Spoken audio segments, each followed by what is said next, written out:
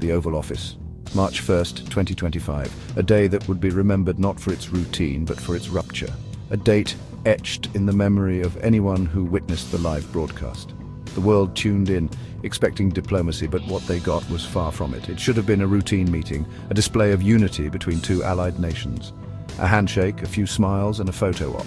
Instead, the air crackled with tension, thick enough to choke on. The atmosphere was electric, charged with unspoken words and hidden agendas. President Biden, his face a mask of strained patience, sat opposite his Ukrainian counterpart. His eyes betrayed a weariness, a sense of impending conflict. President Zelensky, a figure synonymous with resilience, seemed to bristle with a different kind of energy that day.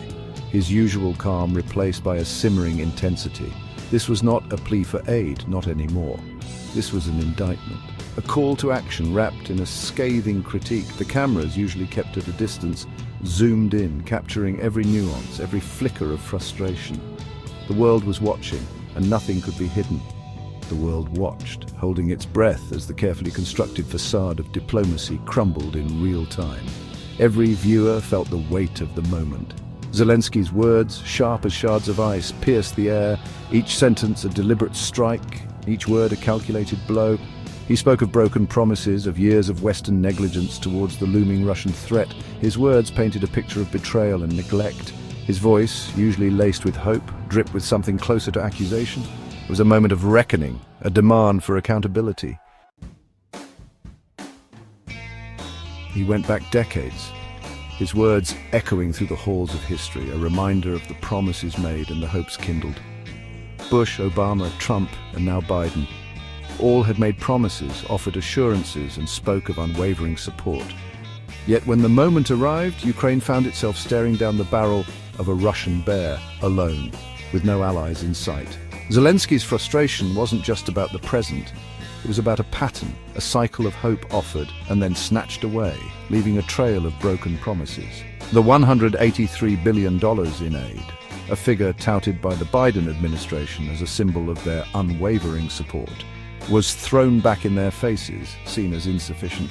A drop in the bucket, Zelensky scoffed, compared to the sacrifices of my people who have given everything.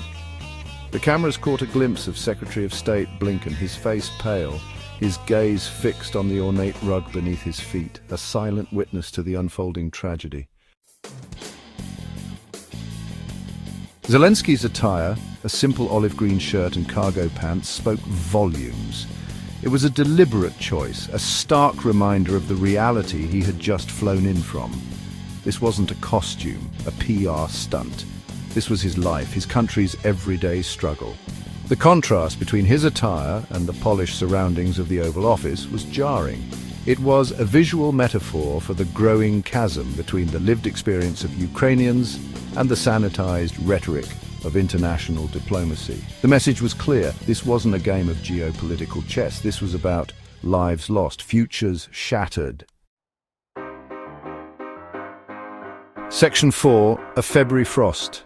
The tension wasn't new. It had been building for quite some time.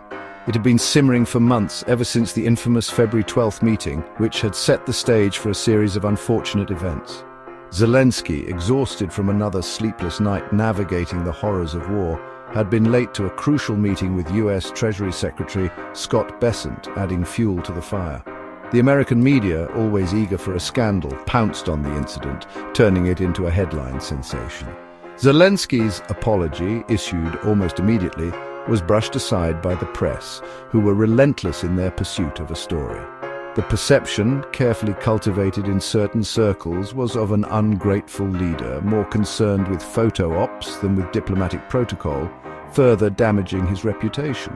The February incident, whether a genuine lapse in judgment or a deliberate snub, had cast a long shadow, one that stretched all the way to the Oval Office on that fateful day in March, affecting international relations.